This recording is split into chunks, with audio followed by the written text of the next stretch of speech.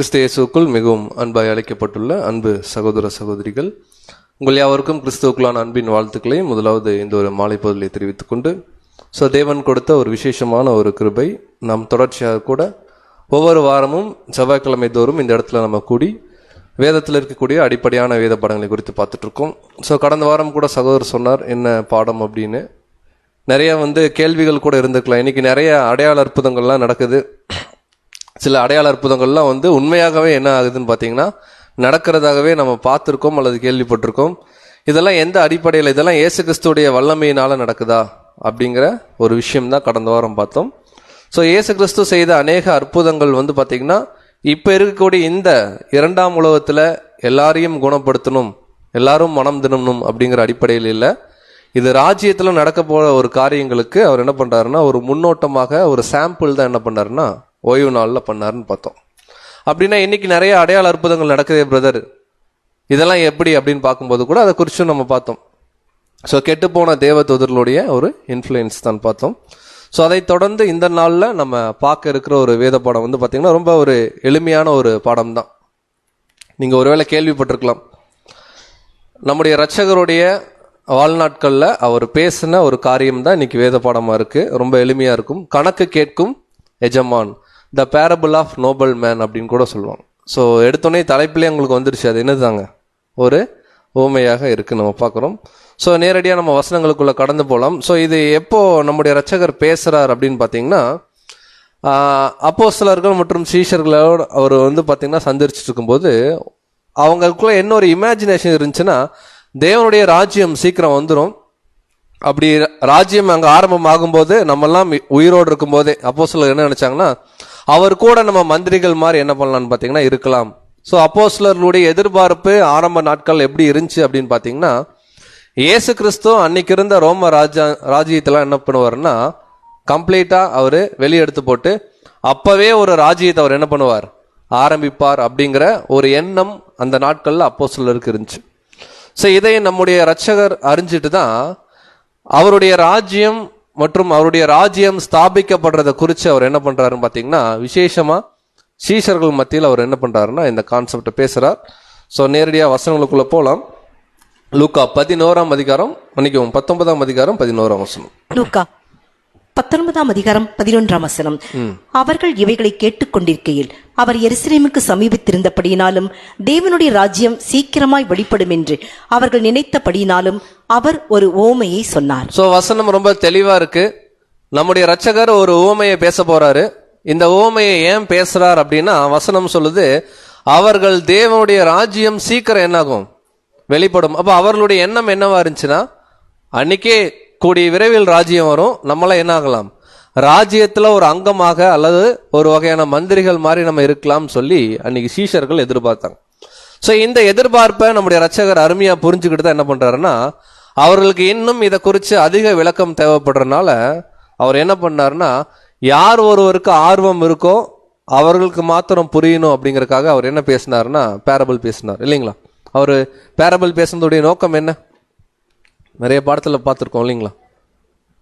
ஏன் ஆண்டவரே ஊமைகளாக பேசுறீங்க அப்படின்னு சொல்லும்போது அவர் என்ன பதில் சொன்னாருங்க அப்படின்னா பரலோக ராஜ்யத்துடைய ரகசியங்களை ஒரு சாரார் மாத்திரம்தான் தெளிவா புரிஞ்சுக்கணும், அநேகர் அதை புரிஞ்சுக்க வேண்டிய அவசியம் இல்லை. யார் தான் புரிஞ்சுப்பாங்கன்னா யார் ஒருவருக்கு ஆர்வம் இருக்கோ அவர்கள் என்ன பண்ணுவாங்கன்னா புரிஞ்சுப்பாங்க. இப்போ இந்த ஆர்வம் உள்ள ஒரு வகுப்பாராக தான் யார் வந்திருக்கோம் அப்படின்னு பார்த்தீங்கன்னா கரெக்டாக 7 மணிக்கு நம்ம என்ன பண்ணியிருக்கோம் வந்திருக்கோம். இப்போ அவர் பேரபிள் ஆரம்பிக்கிறார். தேவனுடைய ராஜ்யம் சீக்கிரம் வரும்னு அவங்க நினைக்கிறனால இந்த தேவனுடைய ராஜ்யத்துக்கும் விசேஷமா அப்போஸ்தலர்களுக்கும் நம்முடைய இரட்சகருக்கும் இருக்கக்கூடிய அந்த காரியத்தை குறித்து அவர் ஒரு பேரபிள் அவர் பேசுறார். வாசிக்கலாம், ஒவ்வொரு விஷயமா கவனிக்கலாம். லூக்கா 19ஆம் அதிகாரத்துல பாருங்க, இப்ப நம்ம 11ஆம் வசனம் பார்த்தோம், அதுக்கு அடுத்து 12ஆம் வசனம். லூக்கா 19ஆம் அதிகாரம் 12ஆம் வசனம். பிரபுவாகிய ஒருவன் ஒரு ராஜ்யத்தை பெற்றுக்கொண்டு திரும்பி வரும்படி தூர தேசத்துக்கு போக புறப்பட்டான். எடுத்தோடனே எப்படி ஆரம்பிக்கிறாருன்னா பிரபுவாகிய ஒரு மனுஷன் இல்லைங்களா. பிரபுனா நமக்கு தெரியும் யாருங்க, பிரபுன்னு பேர் வேணா கேள்விப்பட்டிருக்கோம். பிரபுனா பிரின்ஸ் இல்லைங்களா, ஒரு ராஜா அப்படின்னு கூட எடுத்துக்கலாம். பிரபுவாகிய ஒரு மனுஷன் அவர் ஆக்சுவலா என்ன அப்படின்னு பாத்தீங்கன்னா, ராஜ்யத்தை பெற்றுக்கொள்ளும்படிக்கு என்ன பண்றாருன்னா தூர தேசம் போக என்ன பண்றாருன்னா புறப்படுறாரு. இப்ப நம்ம என்ன பண்ணலாம்னா, இந்த வசனங்கள்ல என்ன சொல்ல வருதுன்றத அப்படியே ஜஸ்ட் ஒரு அவுட்லைன் முதல்ல என்ன பண்ணிக்கலாம்னா நம்ம பார்த்துக்கலாம். சோ தொடர்ந்து அதிலே 13ஆம் வசனம். லூக்கா 19ஆம் அதிகாரம் 13ஆம் வசனம். புறப்படும் போது அவன் தன் ஊழியக்காரரில் 10 பேரை அழைத்து அவர்களிடத்தில் 10 ராத்தல் திரவியம் கொடுத்து, நான் திரும்பி வருமளவும் இதை கொண்டு வியாபாரம் பண்ணுங்கள் என்று சொன்னான். சோ இப்ப நல்லா கவனிக்கலாம், சில கேள்விகள் இங்க இருக்கு. அவரே ஆல்ரெடி யாரு? பிரபு. பிரபுன்னா என்ன அர்த்தம்? ராஜா. ஆனா வசனம் எப்படி ஆரம்பிக்குதுன்னா, அவர் ராஜ்யத்தை பெற்றுக்கொள்ள என்ன பண்றாராம். அப்ப ராஜ்யத்தை பெற்றுக்கொள்ளவே இல்லை, அவருக்கு பேர் என்னவா இருக்கு? ராஜாவா இருக்கு. இதெல்லாம் நம்முடைய சிந்தனைக்கு சரி. அப்படி அவர் அந்த ராஜாங்கத்தை விட்டுட்டு கிளம்பி போகும்போது அந்த ராஜ்யத்தை யார் நடத்துறது, அல்லது அந்த காரியங்கள் அந்த ராஜா இருந்து செய்ய வேண்டிய வேலைகளை யார் செய்யறது அப்படின்னு பாத்தீங்கன்னா, அவருடைய ஊழியக்காரருக்கு இதை என்ன பண்றாருன்னா கொடுக்கிறார். சோ அப்படி கொடுக்கும்போது வசனம் எப்படி இருக்குன்னா, அவர் புறப்படும் போது தன் ஊழியக்காரரில் 10 பேரை என்ன பண்றாரு? அழைக்கிறார். எவ்வளவு பேருங்க? 10 பேர். அப்படி 10 பேரை அழைச்சு அவருக்கு என்ன கொடுக்கிறாருன்னா 10 ராத்தல் திரவியம் கொடுக்கிறார். நல்லா புரிஞ்சுக்கலாம். 10 ராத்தல் திரவியம். 10 ஓகே. ராத்தல்னா என்ன, நம்ம என்ன பண்ணோம்? கண்டுபிடிக்கணும். திரவியம்னா என்னன்னு கண்டுபிடிக்கணும் இல்லைங்களா? ராத்தல் கேள்விப்பட்டிருக்கோங்களா? தராசா. ஓகே, அப்படி கூட எடுத்துக்கலாம். ஆக்சுவலா ராத்தல் அப்படின்னு பாத்தீங்கன்னா பவுண்ட்ஸ், அதாவது எடை அல்லது அளவுகள் கூட எடுத்துக்கலாம். 10 ராத்தல் திரவியம்ங்கிறது அந்த வந்து திரவியம் தான் அங்க விஷயமே. அதைத்தான் கொடுத்துட்டு போறார். நான் வர்ற வரைக்கும் நீங்க என்ன பண்ணுங்கன்னா வியாபாரம் பண்ணுங்கன்னு 10 ஊழியக்காரர் கூப்பிடுறார். எவ்வளவு ராத்தல் கொடுக்கிறாருங்க? 10 ராத்தல் கொடுக்கிறார். அப்போ ஒரு ஊழியக்காரருக்கு எவ்வளவு ராத்தல்? ரொம்ப தெளிவா இருக்கு. அப்போ 10 ஊழியக்காரர் 10 ராத்தல். 10 ராத்தல்ங்கிறது வந்து 10 பவுண்ட்ஸ் அப்படின்னு நம்ம எடுத்துக்கலாம். ஸோ இப்போ கொடுத்துட்டார். ராஜா எங்க கிளம்பிட்டார்? ஊருக்கு போயிட்டார். ஊருக்கு போனவர் அங்கேயே செட்டில் ஆயிடுவாரா, திரும்ப வருவாருங்களா? வருவார். ஏன்னா வசனம் எப்படி இருக்குன்னா, அவர் ராஜ்யத்தை பெற்றுக்கொண்டு திரும்ப என்ன பண்ணணும்? வரணும். அப்படி அவர் ஒரு நாள் ராஜ்யத்தை பெற்றுக்கொண்டு திரும்பி வரும்போது ஆப்வியஸ்லி என்ன கேட்பார்? கொடுக்காத ஆளுகளை கூப்பிடுவாரா, கொடுத்த ஆளுகளை கூப்பிடுவாரா? கொடுத்த ஆளுக முதல்ல வாங்க, என்கிட்ட வாங்கின அந்த திரவியத்தை வச்சு நீங்க என்ன வியாபாரம் பண்ணிருக்கீங்க, எந்த அளவுக்கு நீங்க அதை பெருக்கி இருக்கீங்கன்னு சொல்லி என்ன பண்றாருன்னா அவர் கணக்கு என்ன பண்றாருன்னா கேட்கிறார். சோ இதுக்கு நடுவில் அந்த ராஜாக்கு ஒரு பிரச்சனை. அந்த ராஜாவா இருக்கிறத யாரு விரும்பல. வசனத்துல இருக்கிறதா நான் சொல்றேன், வசனம் படிப்பாங்க. அந்த ஊரார் அவரை ராஜாவா என்ன பண்ணல, இருக்கிறத ஏற்றுக்கொள்ள. படிக்கலாம். லூக்கா 19ஆம் அதிகாரம் 14ஆம் வசனம். லூக்கா 19ஆம் அதிகாரம் 14ஆம் வசனம்.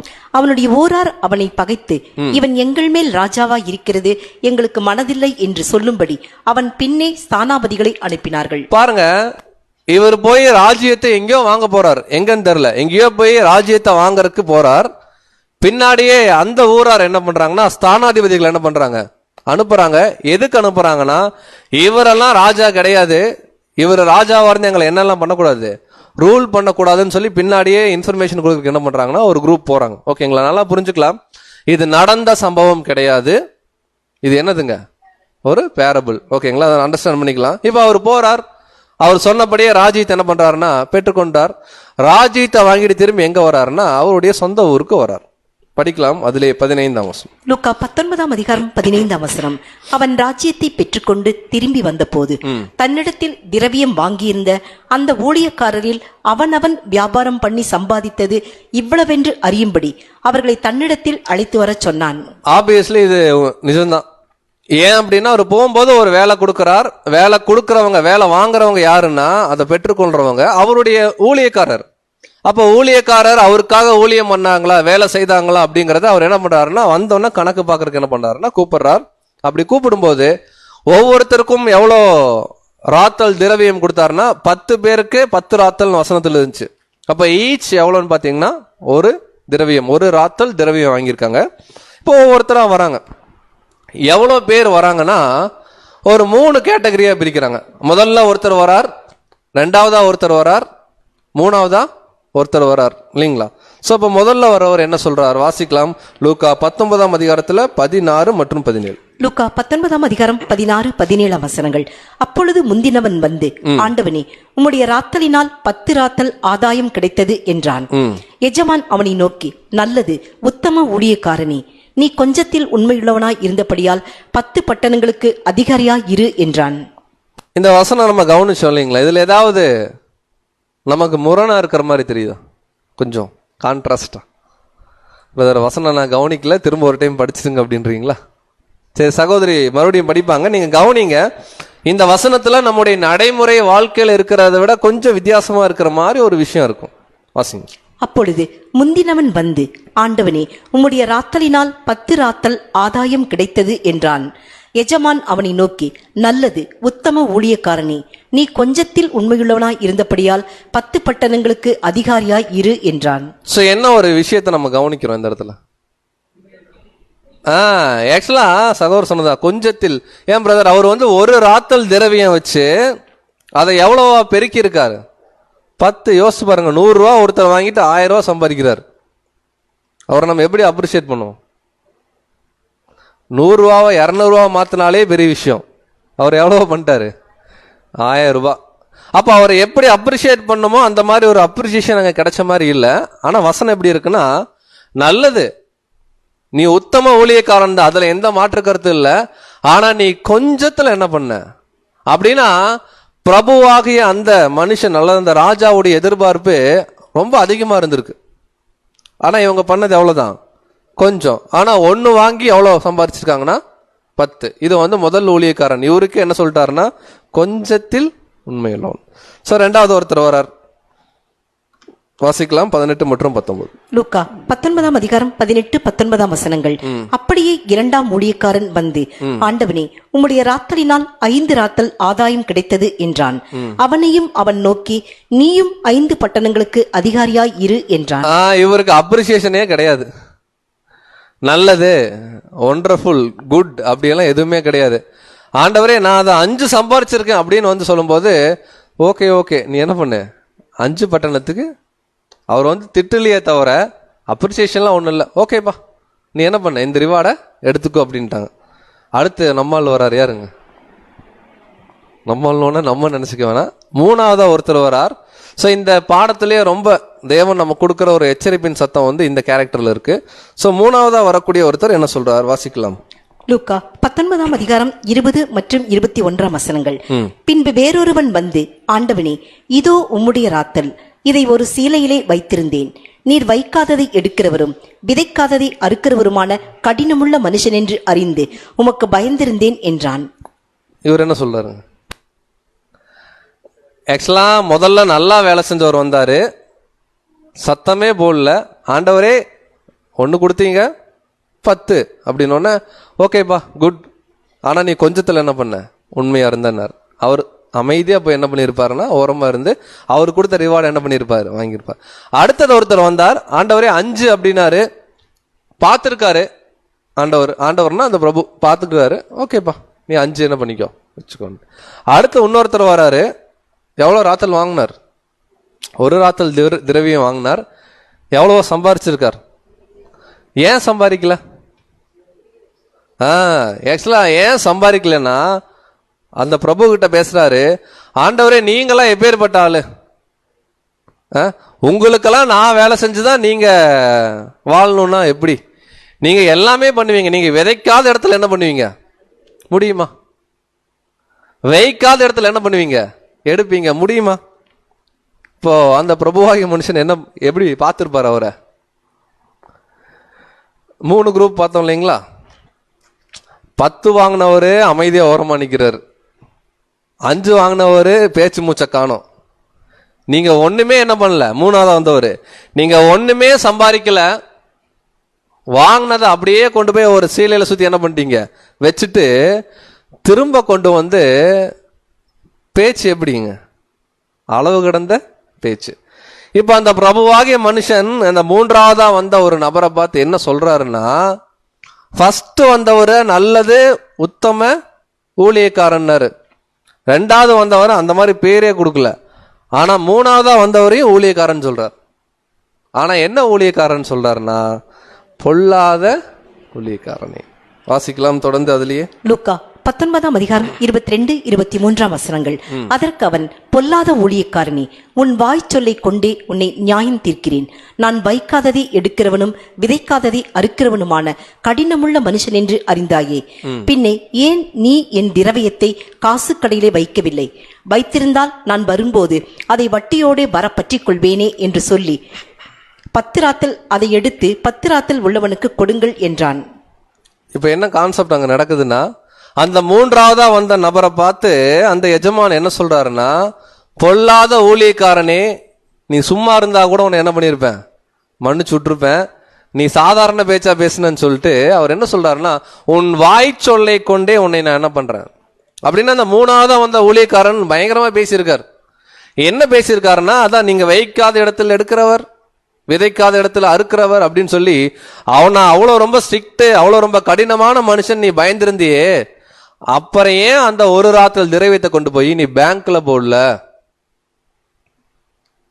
பிரதர் பேங்க்லாம் இப்போதான் பிரதர் வந்துச்சு அப்படின்னு என்ன சொல்றாருன்னா, அதை ஏன் நீ காசு கடையில் அப்படின்னா பேங்க் தான். அப்படின்னா நீங்க பேங்க்ல போட்டிருந்தாவது அந்த ஒரு ராத்தல் திரவியம்ன்றது ஒரு 1.1 அப்படின்னா அது மாதிரி இருக்கும்ல. நீ என்ன பண்ணிட்ட, முட்டாள் மாதிரி கொண்டு போய் அதை சீலையில் என்ன பண்ணிட்ட, நீ சுத்தி வச்சுட்ட, உன் வாய் சொல்லை கொண்டே நான் என்ன பண்றேன் அப்படின்னா நீ என்ன சொன்னியோ அதுக்கான ஜட்ஜ்மெண்ட் வாங்கிக்கோ. அந்த ராத்தலை வாங்கி அந்த சீலையில் வச்சிருந்ததை வாங்கி நல்லா ஒர்க் பண்ண ஒரு கையில் என்ன பண்றாருன்னா கொடுக்குறார். வாசிக்கலாம் 24 முதல் 26 வரை. லூக்கா 19ஆம் அதிகாரம் 24ஆம் வசனம் முதல். சமீபமாய் நிற்கிறவர்களை நோக்கி அந்த ராத்தலை அவன் கையிலிருந்து எடுத்து 10 ராத்தல் உள்ளவனுக்கு கொடுங்கள் என்றான். அதற்கு அவர்கள், ஆண்டவனே, அவனுக்கு 10 ராத்தல் இருக்கிறதே என்றார்கள். அதற்கு அவன், உள்ளவன் எவனுக்கும் கொடுக்கப்படும், இல்லாதவனிடத்தில் உள்ளதும் எடுத்துக் கொள்ளப்படும் என்று உங்களுக்கு சொல்லுகிறேன். ஆமா, நம்ம ஆளுங்க அந்த கடைசி 2 வரியும் மட்டும் என்ன பண்ணிக்குவாங்க, எடுத்துப்பாங்க. ஆனா மேல அந்த உள்ளவன் எவ்வளவு கஷ்டப்பட்டாரு, எவ்வளோ ரிஸ்க் எடுத்தாரு அப்படிங்கிற அந்த கான்டெக்ட் என்ன ஆகாதுன்னா அண்டர்ஸ்டாண்ட் ஆகாது. அது என்ன வசனம் எப்படி இருக்கு அப்படின்னு சொல்லிட்டு. அப்போ யாரு நல்லா ஒர்க் பண்ணாங்களோ அவங்களுக்கு திரும்ப என்ன பண்றாருன்னா இன்னொரு அடிஷ்னலா கொடுக்குறாரு. ஒர்க் பண்ணாத ஆள்கிட்ட இருந்து எடுத்து என்ன பண்றாருன்னா நீ வச்சுக்கோன்னு சொல்லி கொடுக்குறாரு. ஸோ இதுதான் இன்னைக்கு நம்ம பாடத்துல பார்க்கக்கூடிய ஒரு பேரபிள்.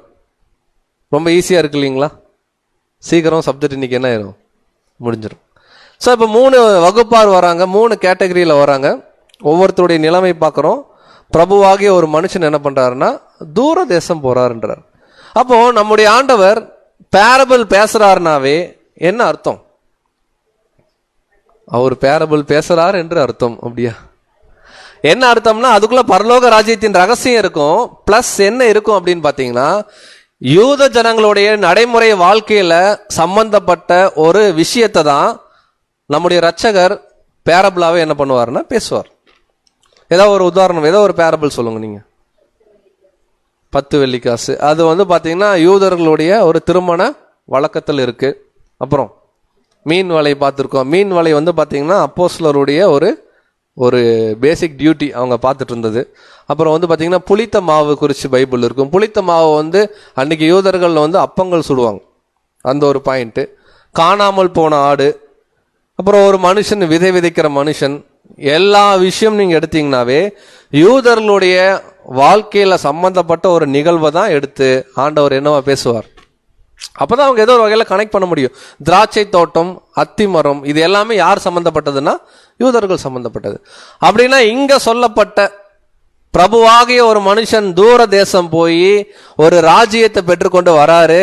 வரும்போது ஊழியக்காரரை கூப்பிட்டு கணக்கு கேட்கிறாரு. அப்படின்னா இந்த சம்பவமும் யாருடைய வாழ்க்கையில சம்பந்தப்பட்டிருக்கும்? கண்டிப்பா யூதர்களுடைய வாழ்க்கையில, இஸ்ரேல் ஜனங்களுடைய வாழ்க்கையில ஏதோ ஒரு வகையில சம்பந்தப்பட்டிருக்கும். ஸோ இது என்ன சம்பந்தம் அப்படிங்கிறத முதல்ல நம்ம ஓபன் பண்றோம். ஸோ நம்முடைய ரட்சகர் இந்த பூமியில வரும்போது இஸ்ரேல் ஜனங்கள், விசேஷமா இஸ்ரேல் தேசத்தை யார் ஆட்சி செய்து கொண்டிருந்தார்? 4 சாய்ஸ் நான் கொடுக்குறேன், நீங்க ட்ரை பண்ணுங்க. எதுக்கு பிரதர் சாய்ஸ்ன்றீங்களா? Babylon, Medo Persia, Greece, Rome. ஏன்னா ஆண்டவர் பிறக்கும் போது அங்க என்ன நடந்து நமக்கு தெரியும். அப்படின்னா அவர்கள் ரோமர்களுடைய ஆட்சியின் கீழ் இருந்தாங்க. ரோமர்களுக்கு ஒரு ஹெட் இருப்பார். அவர் பேர் என்னன்னா சீஷர்னு சொல்லுவாங்க. அந்த சீஷருக்கு முன்னாடி ஒவ்வொரு பேர் வரும். ஜூலியஸ் சீசர், அகஸ்டஸ் சீசர் வரும். ஓகேங்களா? அப்படி சீஷர் ரூல் பண்ணும்போது இவங்க எங்க இருந்து ரூல் பண்ணுவாங்க? இந்த சீசர்ன்றவர் ஜெருசலேம் வந்துருவாரா கிளம்பி ரோமை விட்டுட்டு? ரொம்ப புரியுற மாதிரி வச்சுக்கலாங்களே. சென்ட்ரல் கவர்மெண்ட்டு, ஸ்டேட் கவர்மெண்ட்டு இல்லைங்களா? என்னடா பிரதர் கவர்மெண்ட் பற்றி பேசுகிறாருன்னு நினைக்க வேணாம். அப்படின்னா ஏஸ் அ ஹோலா அந்த கண்ட்ரியுடைய ஹெட் யாருன்னா சென்ட்ரல் தான். ஆனால் எல்லா டைமும் சென்ட்ரல் என்ன ஆக முடியாது, எல்லா இடத்துக்கும் வர முடியாது. அப்படின்னா கிட்டத்தட்ட ரோமர்களுடைய கண்ட்ரோலில் தான் இஸ்ரேல் தேசம் இருந்துச்சு.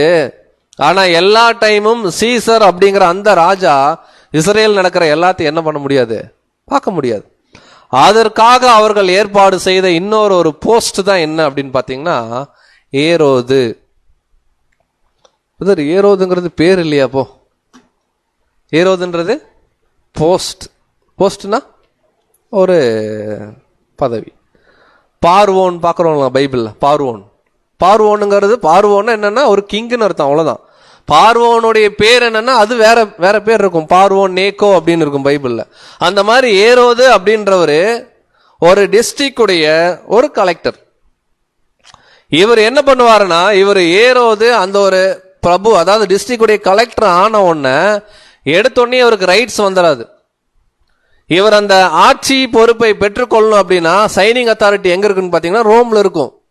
இவர் என்ன பண்ணுவாருன்னா கிளம்பி ரோம் போயிட்டு அங்கிருந்து என்ன பண்ணுவாரு, அந்த ராஜ்யத்தைனா அந்த ரூலிங் அத்தாரிட்டியை பெற்றுக்கொண்டு திரும்ப எங்க வருவாருன்னா அவர் இருக்கிற சிட்டிக்கு வருவார். ஸோ ஏறக்குறைய ஒரு டிஸ்ட்ரிக்ட் கலெக்டரா ஏரோதுடைய ரோல். ஓகேங்களா?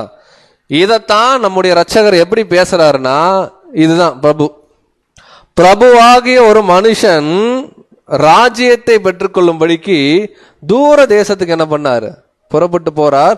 அப்படி அவன் ராஜ்யத்தை பெற்றுக்கொண்டு திரும்பி வரும்போது தன் ஊழியக்காரரை வச்சு என்ன பண்றாரு, இது அவர்களோட சம்பந்தப்பட்ட ஒரு விஷயம்.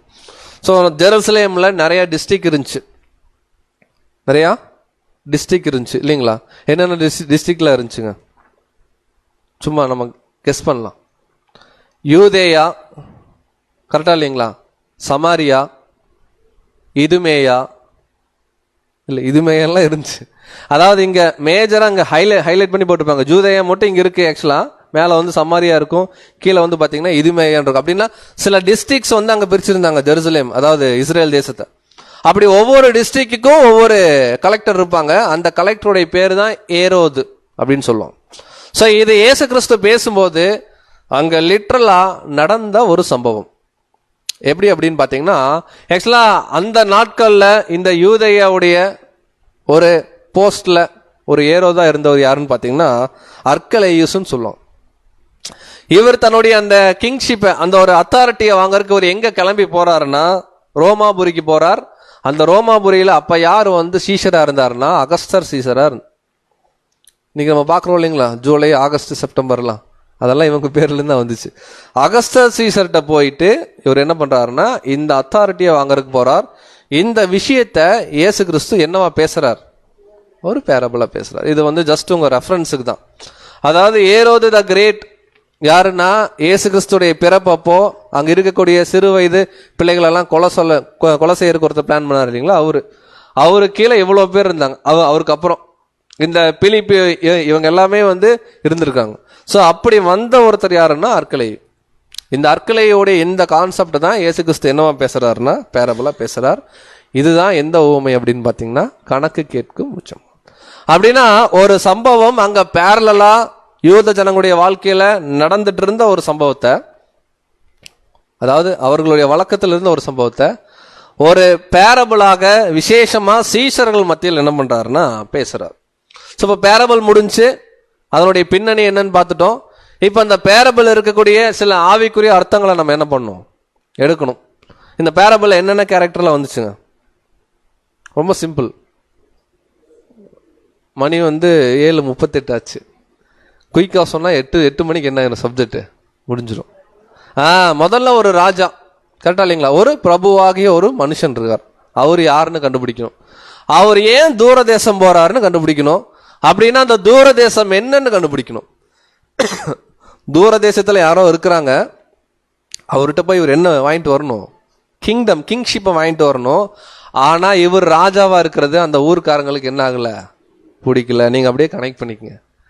அவர் போய் ராஜ்யத்தை பெற்றுக்கொண்டு திரும்ப வந்து அந்த ராஜா கணக்கு கேட்கிறார் ஒவ்வொருத்தரா கூப்பிட்டு. கரெக்டா இல்லைங்களா? இதுதான் இந்த பேரபிள்னு பார்க்கிறோம். ஸோ முதல் விஷயம் நம்ம ஒவ்வொரு பாயிண்டா நம்ம ஓபன் பண்ணலாம். பிரபு யாரா இருக்கும்? இவர் க்ளூ கொடுத்துட்றேன். இவர் ராஜாவா இருக்கிறது அந்த ஊர்க்காரங்களுக்கு பிடிக்கல. First clue. ரெண்டாவது க்ளூ, இவர் ராஜா தான், ஆனாலும் ராஜ்யத்தை பெற்றுக்கொள்ள தூர தேசம் போறார். இவருக்கு மேல ஒரு அத்தாரிட்டி ஒருத்தர் இருக்காரு. அவர்கிட்ட போய் ராஜ்யத்தை வாங்கிட்டு திரும்பி என்ன பண்றாரு? வரார். இது ரெண்டாவது க்ளூ. அப்படி அவர் போகும்போது தன்னுடைய ஊழியக்காரரை அழைச்சு சில வேலை என்ன பண்றாரு? கொடுத்துட்டு போறார். Duties and responsibilities. ஸோ யாரா இருக்கிறதுக்கு வாய்ப்பு? நோ டவுட் அட் ஆல், இல்லைங்களா? ரொம்ப அருமையா நமக்கு ஈஸியா ஜஸ்ட் அதை படிக்கும் போதே நம்மளால கனெக்ட் பண்ண முடியும். அப்படின்னா இந்த பிரபுவாகிய ஒரு மனுஷன் அப்படிங்கிறவர் யாருன்னா நம்முடைய ஆண்டவராகிய இயேசு கிறிஸ்து. எப்படி பிரதர் அப்படின்னா கிளியரா விளக்கம் சொல்லலாம் எல்லாத்துக்குமே. பிலாத்து, நீர் யூதருக்கு ராஜாவான்னு கேட்டார். என்ன சொன்னார்? ஆமான்னார். ஆனா அங்க இருக்கக்கூடிய யூத ஜனங்கள் இவரை நீ சிலுவையில் அறையும் இவரெல்லாம் நாங்க என்ன பண்ண முடியாது, ராஜாவை ஏத்துக்க முடியாதுன்னாங்க. அதுவும் அங்க கனெக்ட் ஆகுது. ஆனாலும் இவர் தன்னுடைய ராஜ்யத்தை பெற்றுக்கொள்ள எங்க போறார்? தூர தேசம் போறார். தூர தேசம்னா நமக்கு இருக்கிற ஒரே பரம தேசம் எதுனா பரலோகம் தான். அப்ப பரலோகம் போகணும் அப்படின்னா இவருக்கு மேல ஒரு ஹையர் அத்தாரிட்டி அங்க இருக்கணும். அவர்கிட்ட போய் அத்தாரிட்டி என்ன பண்றாரு? வாங்குறாரு. சோ யார் அந்த ஹையர் அத்தாரிட்டி? சீசர் மாதிரி வச்சுக்கோங்க, பிதாவாகிய தேவன். அங்கேயே திருத்துவம் கான்செப்ட்லாம் ஓடி போச்சு மறுபடியும். அவர்கிட்ட போய் ராஜ்யத்தை பெற்றுக்கொண்டு திரும்ப என்ன பண்றாரு? வரார். அது எத்தனாவது வருகை? ரெண்டாவது வருகை. நான் பாடத்தை ரொம்ப ஈஸியா அப்படி கொண்டு வந்துருக்கேன். ஓகேங்களா? அப்போ ஒரு விஷயத்தை மட்டும் நம்ம ஓபன் பண்ணிட்டோம். ராஜா யாருன்னா நம்முடைய ரட்சகர். ஓகேங்களா? சரி, அவங்க நிறைய வியாபாரம் பண்ணணும்னு சொன்னாரு ஊழியக்காரர்களுக்கெல்லாம். திரவியம் என்னன்னு நம்ம பார்க்கலாம். அந்த ராத்தல் என்னன்னு பார்க்க போறோம். அதை எதை வச்சு வியாபாரம் பண்றாங்க அப்படின்னு பாத்தீங்கன்னா, உதாரணத்துக்கு நம்முடைய ரட்சகருடைய ஊழியக்காரர்கள் எதை வச்சுதான் வியாபாரம் பண்ணுவாங்கன்னா, இந்த பிரபுவாகிய ஒரு மனுஷன் ரெண்டு விஷயத்தை வச்சிருந்தார் அவருடைய பிசினஸ்க்கு. இவரு ஒரு பிசினஸ்மேன் தானே. இவர் தன்னுடைய பிசினஸை எப்படி பெருக்கினாருன்னா, ரெண்டு விஷயம் பிசினஸ் உடைய இன்வெஸ்ட்மெண்ட் அங்க இருந்துச்சு. ஒன்னு வேத வசனம், இன்னொன்னு தேவனுடைய பரிசுத்த ஆவி. சரி, இந்த பிரபுவாகிய மனுஷன் எப்ப ஆரம்பிச்சாரு பிசினஸ்? முதலாம் வருகைன்றது 100% சரிதான். பட் எந்த பீரியட்? அபிஷியலா பாத்தீங்கன்னா அவர் 30 வயசுல. ஆனா அதுக்கு முன்னாடியே என்ன பண்ணிட்டாருன்னா ஆரம்பிச்சிட்டார் அங்கங்க. 12 வயசுல அவருடைய அப்பா அம்மா தேடுறாங்க. திருவிழால காணாம போயிட்டாருன்னு என்ன பண்றாங்க? அவரை தேடுறாங்க. ஆக்சுவலா அவரு காணாம போகல. காணாம போனது யாரு? அவங்க அப்பா அம்மா தான் காணாம போனாங்க. கரெக்டா இல்லைங்களா? அவர் ரொம்ப அருமையா போய் அங்க இருக்கக்கூடிய படித்தவர்களுக்கு இவர் என்ன பண்ணிருக்காருன்னா அங்க கிளாஸ் எடுத்துட்டு இருக்கார். அப்போ வராங்க அவங்க அம்மா அப்பா. என்னப்பா உன காணோம், நாங்க என்ன பண்ணிட்டோம், பதறி போயிட்டு இருக்கோம், நீ என்னப்பா இப்படி இருக்கிற, இப்படி உட்காந்துருக்கியப்பா அப்படின்னு கேட்கும்போது அவர் சொல்றார், 12 வயசு. யோசிச்சு பாருங்க, இன்னைக்கு 12 வயசு பையன் எப்படி இருப்பாருங்க? ஒரு 6வது படிக்கிற மாதிரி வச்சுக்கோங்க. 6வதா? சரி, அவ்வளோ வச்சுக்கோங்க. ஏமா நான் எங்க அப்பாவுக்கு அடுத்த வேலையில் இருப்பேன்னு உங்களுக்கு தெரியாதா? I am doing my father's பிஸ்னஸ்னர். இப்படி இன்னைக்கு ஒரு பையன் சொன்னார்னு வச்சுக்கோங்களேன், எப்படி இருக்கும்? ஸோ வாசிக்கலாம். லூக்கா 2ஆம் அதிகாரம் 49ஆம் வசனம். லூக்கா 2ஆம் அதிகாரம் 49ஆம் வசனம். அதற்கு அவர், நீங்கள் ஏன் என்னை தேடினீர்கள்? என் பிதாவுக்கு அடுத்தவைகளில் நான் இருக்க வேண்டியதென்று அறியீர்களா என்றார். சோ ரொம்ப அருமையா, ஆக்சுவலா பிரபுவாகிய ஒரு மனுஷன் அவர் என்ன ஒர்க் பண்றாருங்கிறத இப்ப நம்ம பார்த்துட்டு இருக்கோம். ஓகேங்களா? அப்படின்னா அவருடைய முதலாம் வருகை நாட்கள்ல விசேஷமா அவர் 12 வயசுலயே ஆரம்பிச்சிட்டார். அவர் ஞானஸ்தானம் எடுத்த பிறகு அநேக இடங்கள்ல அவர் என்ன சொன்னதுன்னா, அவர் என்ன பிசினஸ் பண்ணாருன்னா, வேத வசனம் மற்றும் தேவன் கொடுத்த அந்த ஸ்பிரிட். அது அபிஷியலா எங்கதான் டிக்ளேர் ஆகுதுன்னா அவருடைய பேப்டிசம்ல. அதுக்கப்புறம் அவர் சொல்றார் கிளியரா, எங்க அப்பா எனக்கு என்ன வேலை கொடுத்தாரோ அதை செய்யறதா எனக்கு சாப்பாடுன்னே சொல்றார். படிக்கலாம். யோவான் 4ஆம் அதிகாரம் 34ஆம் வசனம். யோவான் 4ஆம் அதிகாரம் 34ஆம் வசனம். இயேசு அவர்களை நோக்கி, நான் என்னை அனுப்பினவருடைய சித்தத்தின்படி செய்து அவருடைய கிரியையை முடிப்பதே என்னுடைய போஜனமாய் இருக்கிறது. ஒரு முறை எல்லாருக்கும் பசி. அங்க ஒரு சூழ்நிலை வருது. உடனே ஆண்டவர் சொல்லுவாரு, நீங்கள் அறியாத வேறொரு போஜனம் எனக்கு இருக்கு அப்படின்னு. சீஷர்கள் மற்றவங்களாம் என்ன தப்பா நினைச்சிருப்பாங்கன்னா, சரி ஆண்டவர் ஏதோ செப்பரேட்டா அவருக்கு ஃபுட் என்ன பண்ணியிருப்பாரு, எடுத்துட்டு வந்திருப்பாரோ அப்படின்னு நினைக்கும் போது அவர் என்ன விஷயத்த சொல்லுவாருன்னா, எங்க அப்பாவுடைய வேலையை செய்யறது தான் எனக்கு சாப்பாடே. கரெக்டா இல்லைங்களா? சாப்பாடு இல்லைன்னா ஒரு மனுஷன் என்ன ஆவாரு? ஜீவன் இருக்காது கொஞ்ச நாள்ல. அப்படின்னா எங்க அப்பாவுடைய வேலை செய்யறதா எனக்கு முழு மூச்சு. ஒரு முறை சீஷர்கள் அப்படியே ஆர்வம் பார்க்கும்போது ஒரே ஒரு வார்த்தை சொன்னார், நீங்களும் என்ன மாதிரி இந்த பிசினஸ்க்கு வரீங்களா? ஒன்னே ஒன்று பண்ணுங்கன்னார். என்ன சொன்னாருங்க? ஒன்றும் சப்ஜெக்ட் நம்ம கிட்ட வரவே இல்லை, ஜஸ்ட் அந்த பிரபுவாகிய மனுஷனை தான் பார்க்குறோம். நீங்க இப்பவே சீரியஸ் ஆயிடாதீங்க. அவர் என்ன சொன்னார்னா, நமக்கு தெரிஞ்ச வசனம் தான், சகோதரி வாசிப்பாங்க, கவனிங்க. மத்தேயு 16:24. அப்பொழுது இயேசு தம்முடைய சீஷர்களை நோக்கி, ஒருவன் என்னை பின்பற்றி வர விரும்பினான், அவன் தன்னைத்தான் வெறுத்து தன் சிலுவையை எடுத்துக்கொண்டு என்னை பின்பற்ற கடவன். அதாவது யாராவது என்ன பின்பற்றணும்னு நினைச்சீங்கன்னா நீங்க முதல்ல தன்னைத்தான் என்ன பண்ணுங்க. இங்க பிரச்சனையே அதுதானே. தன்னைத்தான் வெறுக்கிறதுன்றது அவ்வளோ சாதாரண விஷயம் அல்ல. தன்னைத்தான் வெறுத்து சிலுவை எடுத்துட்டு என்ன பண்ணணும்? அனுதினமும் பின்பற்றணும்னார். இப்போ பிரபுவாகிய ஒரு மனுஷன் யாருன்னு பார்த்துட்டோம், கரெக்டா இல்லைங்களா? நம்முடைய ரட்சகர் அவர் எப்படி ஒர்க் பண்ணாருன்னு பார்த்துட்டோம், ரொம்ப எளிமையா தான் பார்த்துருக்கோம். ஒரு முறை தன்னுடைய ஊழியக்காரரெல்லாம் கூப்பிட்டார். எப்படி அந்த பேரபிள்ல பிரபுவாகிய ஒரு மனுஷன் கூப்பிட்டாரோ அதே மாதிரி இயேசு கிறிஸ்து தன்னுடைய அப்போஸ்தலர்கள் சீஷர்களை கூப்பிட்டார். கூப்பிட்டு என்ன தெரியுங்களா சொன்னார்? நான் தூர தேசம் போறேன், போற சூழ்நிலை இப்படித்தான் இருக்கும் அப்படின்னு எக்ஸ்பிளைன் பண்ணார். என்ன சொன்னார்னா, மனுஷகுமாரன், கரெக்டா இல்லைங்களா, பிரதான ஆசாரியர்களுடைய கரங்கள்லையும் வேதபாரர் கரங்கள்லையும் மாட்டி அவர் மரித்து 3ஆம் நாள் உயிர் தெழுவார்னு சொன்னாங்க. இப்போ அப்போஸ்தலர்கள் சீஷர்களுடைய எதிர்பார்ப்பெல்லாம் எப்படி இருந்துச்சு? அவர் சாக மாட்டாரு, அப்பவே ரோமர்கள் எல்லாம் என்ன பண்ணுவாரு, பெரிய ஒரு போர் தொடுத்து எல்லாத்தையும் முறியடிச்சு உடனே போய் சீட்ல உட்காந்து நம்மளெல்லாம் மந்திரிகளா உட்கார வச்சுக்குவாருன்னு நினைச்சாரு. இப்படி நினைக்கும் போது தான் அவர் ஒரு குண்டை தூக்கி போட்டார். கரெக்டா இல்லைங்களா? படிக்கலாம். மத்தேயு 16:21. மத்தேயு 16:21. அது முதல் இயேசு தான் எருசலேமுக்கு போய் மூப்பராலும் பிரதான ஆசாரியராலும் வேத பாரகராலும் பல பாடுகள் பட்டு கொலையுண்டு 3ஆம் நாளில் எழுந்திருக்க வேண்டும் என்பதை தம்முடைய சீஷர்களுக்கு சொல்ல தொடங்கினார். ஆக்சுவலா சீஷர்களுக்கு கொஞ்சம் அப்செட் தான் தெரியுங்களா இந்த சூழ்நிலையை நம்ம படிச்சிருக்கோம்.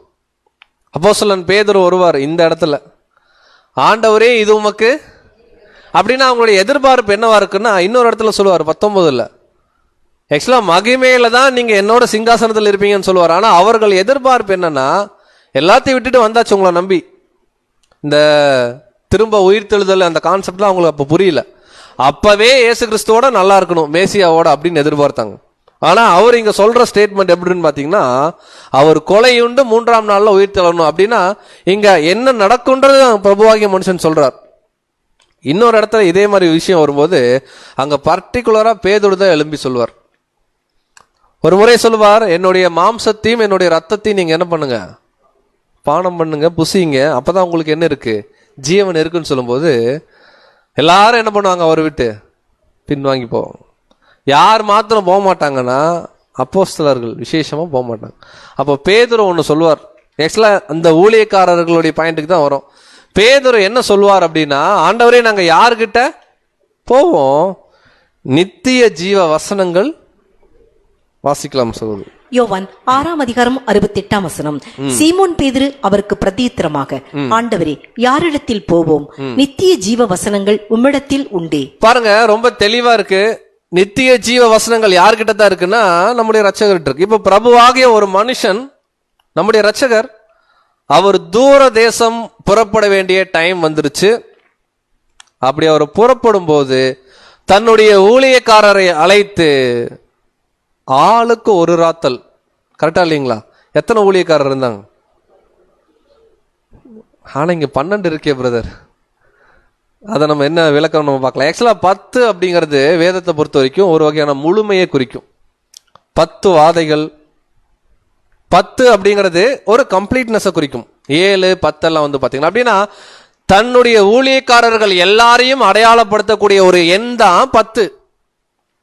இப்போ அவருடைய ஊழியக்காரர் எல்லாருக்கும் அவர் காமனா ஒண்ணு கொடுக்கிறார். அங்க வந்து பார்ஷியாலிட்டியே கிடையாது. கரெக்டா இல்லைங்களா? நீ 5 வச்சுக்கோ, நீ 2 வச்சுக்கோன்னு சொல்ல. இந்த பேரபிள்ல 10 ராத்தல் 10 ஊழியக்காரர் எல்லாருக்கும் ஒன்னு கொடுக்கிறார். சோ என்ன கொடுக்கிறார் அப்படின்னு பாத்தீங்கன்னா, எல்லாரும் யாரெல்லாம் இயேசு கிறிஸ்துவை பின்பற்றி வர விரும்பினார்களோ அத்தனை ஊழியக்காரர்களுக்கும் அவர் கொடுக்கிற ஒன்னே ஒன்னு, த ஹெவன்லி காலிங், பரம அழைப்பு. இந்த பரம அழைப்பு எல்லாருக்குமே ஒண்ணுதான். ரைட் ஃப்ரம் நீங்க பேதுருவில் ஆரம்பிச்சு கடைசியான நபர் 1,44,000 பேர்ல முடியக்கூடிய நபர் வரைக்கும் எடுத்தீங்கனாலும் எல்லாருக்கும் காமனா கொடுத்த ஒண்ணு என்னன்னா பரம அழைப்பு. இந்த பவுல் எழுதுறார், படிக்கலாம். பிலிப்பியர் 3ஆம் அதிகாரம் 14ஆம் வசனம். பிலிப்பியர் 3ஆம் அதிகாரம் 14ஆம் வசனம். கிறிஸ்து இயேசுவுக்குள் தேவன் அழைத்த பரம அழைப்பின் பந்தய பொருளுக்காக லக்கை நோக்கி தொடர்கிறேன். கரெக்டா இல்லைங்களா? ஒரே அழைப்பு. இந்த பரம அழைப்பின் பந்தய பொருளுக்காக நான் என்ன பண்றேன்? லக்கை நோக்கி தொடர்கிறேன். இன்னொரு வசனம் கூட எபிரேயர் 3ஆம் அதிகாரம் 1ஆம் வசனம். எபிரேயர் 3ஆம் அதிகாரம் 1ஆம் வசனம். பரம அழைப்புக்கு பங்குள்ளவர்களாகிய பரிசுத்த சகோதரரே, நாம் அறிக்கை பண்ணுகிற அப்போஸ்தலரும் பிரதான ஆசாரியருமாய் இருக்கிற கிறிஸ்து இயேசுவை கவனித்து பாருங்கள். சோ இங்க என்ன எழுதுறார் அப்படின்னு பாத்தீங்கன்னா, நம்ம எல்லாருக்கும் ஒரே அழைப்பு தான். அந்த ஒரே அழைப்பை நம்ம எப்படி ஓடணும் அப்படிங்கறத யார பாருங்கன்றாருன்னா, கிறிஸ்து இயேசுவை நீங்க என்ன பண்ணுங்க. அப்ப டார்கெட் யாரு ஓட்டத்துல? 1,44,000 பேர் வர போறாங்க. ஒவ்வொருத்தருக்கும் ஒரு டார்கெட் இருக்கும்ல. அந்த டார்கெட் யாருங்க? இயேசு கிறிஸ்து. அப்ப டார்கெட் எவ்வளவு அப்படிங்கறத நம்ம பார்க்கணும். கரெக்டா இல்லையா? அப்ப டார்கெட் இயேசு கிறிஸ்து. இப்ப இயேசு கிறிஸ்து தன்னுடைய முதலாம் வருகையை முடிச்சு அவர் போகும்போது தன்னுடைய ஊழியக்காரர், அன்னைக்கு பிசிக்கலா யார் இருந்தாங்களோ அவங்கள கூப்பிடுறார். அவர்களை கூப்பிட்டு எல்லார் கையிலயும் ஒரு ராத்தல் கொடுக்கிறார். ஒரு ராத்தல் திரவியம். நீங்க போய் என்ன பண்ணுங்க? வியாபாரம் பண்ணுங்க. வியாபாரம் பண்றதுக்கு நம்ம கிட்ட என்ன இருக்குன்னா தேவனுடைய வசனமும் பரிசுத்த ஆவியும். அப்ப அந்த ஒரு ராத்தல் திரவியம்ங்கிறது என்ன அப்படின்னு பாத்தீங்கன்னா, வேத வசனத்தின் அடிப்படையிலான ஒரே அழைப்பு. ரைட் ஃப்ரம் பேதுருல இருந்து நம்ம வரைக்கும் எல்லாருக்கும் தேவன் கொடுக்கிற பரம அழைப்பு. கரெக்டா இல்லைங்களா? இதுதான் நம்ம சொன்னோம். 10 12 கேட்டோம். நீங்க அந்த 12 ஊழியக்காரருக்கு ஒன்னு நினைக்க வேணாம். அதுல யூதாஸ்லாம் போயிட்டார். அந்த 10ன்ற எண் வந்து முழுமை. அப்படின்னா அப்போஸ்தலர்கள் இருந்து கடைசியா இருக்கக்கூடிய ஒரு சபை மெம்பர் வரைக்கும் எல்லாருக்கும் ஒரு ராத்தல் என்ன பண்றாருன்னா கொடுக்கிறார். ஒரு ராத்தல் அப்படிங்கிறது ஒரே அழைப்பு. நீங்க வேற எதுவுமே இந்த பாயிண்ட்டுக்கு சூட் பண்ண முடியாது. இல்ல பிரதர், எல்லாருக்கும் ஒரே ஆவி சொல்ல முடியுமா? ஆவியின் அளவு அவனுடைய விஷயத்துக்கு தகுந்த மாதிரி பகிர்ந்து அளிக்கப்படுது. அப்ப எல்லாருக்கும் காமனா ஒண்ணு இருக்கணும். அந்த காமனா ஒண்ணு இருக்கிறது தான் ஒரு ராத்தல் திரவியம். அது என்னன்னா ஹெவன்லி காலிங், ஒரே அழைப்பு. ஏன் ஒரே அழைப்பு எவ்வளவு கான்பிடண்டா சொல்றோம்னா, பவுல் ரொம்ப தெளிவா எழுதுறார். படிக்கலாம். எபேசியர் 4ஆம் அதிகாரம் 4ஆம் வசனம். எபேசியர் 4ஆம் அதிகாரம் 4ஆம் வசனம். உங்களுக்கு உண்டான அழைப்பினாலே நீங்கள் ஒரே நம்பிக்கைக்கு அழைக்கப்பட்டது போல ஒரே சரீரமும் ஒரே ஆவியும் உண்டு. பாருங்க, உங்களுக்கு அழைக்கப்பட்ட ஒரே நம்பிக்கைக்கு அழைக்கப்பட்டதுனால. அப்படின்னா இந்த பரலோக வாய்ப்பு அப்படிங்கிறது பேதுருக்கும் பரலோக வாய்ப்பு தான், பவுலுக்கும் பரலோக வாய்ப்பு தான், நமக்கும் என்ன வாய்ப்பு தான். அப்போ அந்த மேன்மையை அடைவதற்கு அவர் தன்னுடைய ஊழியக்காரர் அழைத்து எல்லாருக்கும் என்ன பண்றாருன்னா ஒரு ராத்தல் திரவியம் கொடுக்கிறார். கொடுத்துட்டு என்ன பண்ணிட்டார்? போயிட்டார். இப்ப நீங்க கனெக்ட் பண்ணுங்க. அவர் ராஜாவா இருக்கிறது யாருக்கு பிடிக்கல? இஸ்ரேல் மக்களுக்கு என்ன ஆகல? பிடிக்கல. கரெக்டா இல்லைங்களா? அவர் ராஜ்யத்தை பெற்றுக்கொள்ள எப்படி அவரு ரோமுக்கு போனாரோ ஏறோது, அந்த மாதிரி இவர் எங்க போறாருன்னா பரலோகம் போறார். போய் ராஜ்யத்தை பெற்றுக்கொண்டு என்ன பண்றார்? வராரு. ஆனா போகும்போது அவர் ராஜாவா இல்லையா? இயேசு கிறிஸ்து முதலாம் வருகையில ராஜாவா இல்லையா? அதனாலதான் அந்த பேரபிள்ல ரொம்ப அருமையா பேசுறார். பிரபுவாகிய ஒரு மனுஷன், ஆல்ரெடி அவர் யாரு தான்? பிரபு தான். ஆனா கிங்ஷிப் வாங்க எங்க போறாருன்னா தூர தேசம் போறார். அப்படி தூர தேசம் போய் நம்முடைய ஆண்டவர் இப்ப ராஜ்யத்தை பெற்றுக்கொண்டு எங்க வரணும்? பூமிக்கு. எத்தனாவது வருகை? 2ஆம் வருகை. அப்ப அவர் போயிட்டு 2ஆம் வருகையில வர்ற வரைக்கும் 11 அப்போஸ்தலர்கள் ஊழியம் பண்ணிட்டு இருப்பாங்களா? நல்லா நம்ம கான்செப்ட் புரிஞ்சுக்கணும். அவர் போயிட்டு வர்ற வரைக்கும் நிறைய ஊழியக்காரர்கள் அங்க மாறுவாங்க. எல்லா ஊழியக்காரருக்கும் ஒரே அழைப்பு. இப்போ ஒவ்வொருத்தருக்கும் அவர் என்ன கொடுக்குறாருன்னா, கூப்பிட்டு அவங்க என்ன ஒர்க் பண்ணாங்களோ அதுக்குண்டான ரிவார்டு என்ன பண்றாருன்னா கொடுக்குறாரு. கரெக்டுங்களா? இப்ப எஜமான் வந்துட்டாரா இல்லையா? எப்போ வந்தார்? 1874.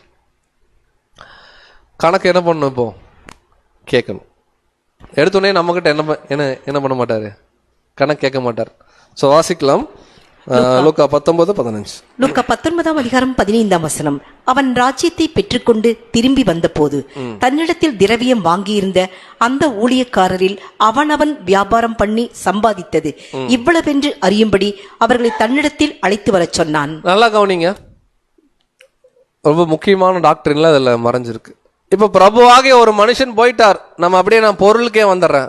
நீங்க நிழல நீங்க மறந்துங்க. அந்த பிரபுவாகிய மனுஷன் ஊழியக்காரர்லாம் இல்லாம டைரக்டா பேசுறேன். ஓகேங்களா? சபையின் பிள்ளைகள் இயேசு கிறிஸ்துன்னு பேசுறேன்.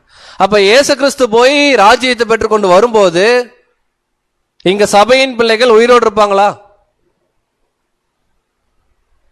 இருக்க மாட்டாங்கன்னு சொன்னீங்கன்னா எனக்கு அப்படியே ஹார்ட் பீட்ல ஜாஸ்தியா. இயேசு கிறிஸ்து வந்துட்டாரா? வந்துட்டார்.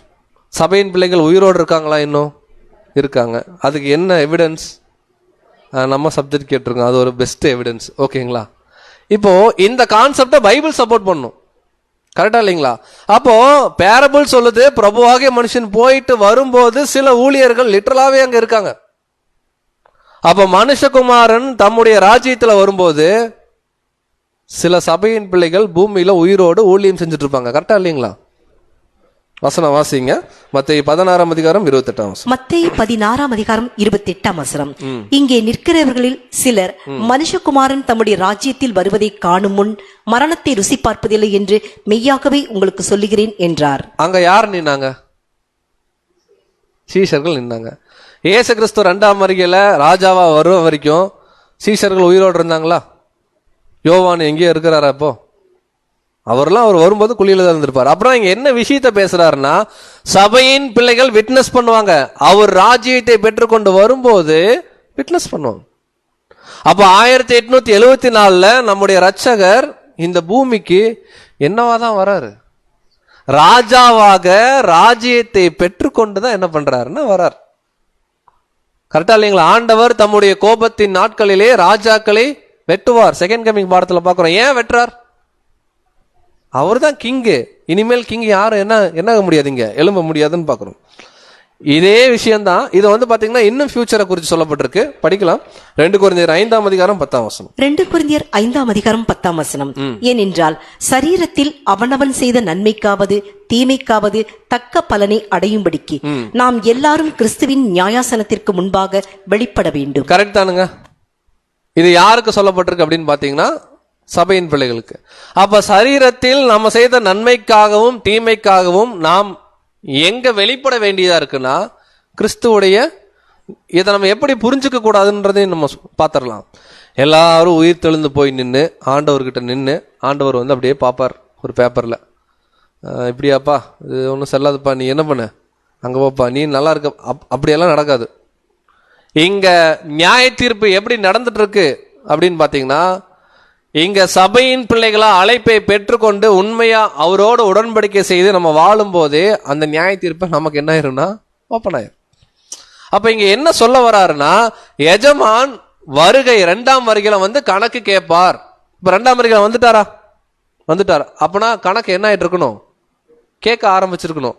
விசேஷமா யாருகிட்ட கேட்டிருப்பார்? இதுக்கு முன்னாடி தங்களுடைய ஊழியங்களை முடித்த சீஷர்கள் மற்றும் அப்போஸ்தலர்கிட்ட கணக்கு கேட்டிருப்பார். கணக்குக்கு ரிவார்டு கொடுத்திருப்பாரா?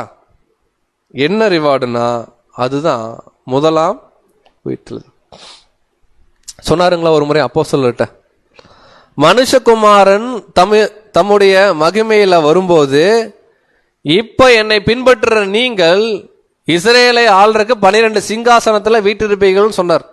எப்போ அப்படின்னா அவருடைய வருகை நாட்கள்ல. அப்படின்னா இப்ப 3 குரூப் வராங்க. கரெக்டுங்களா? புரியுதா இல்லைங்களா? 3 குரூப் போறாங்க. பிரபு யாருன்னு பார்த்துட்டோம்.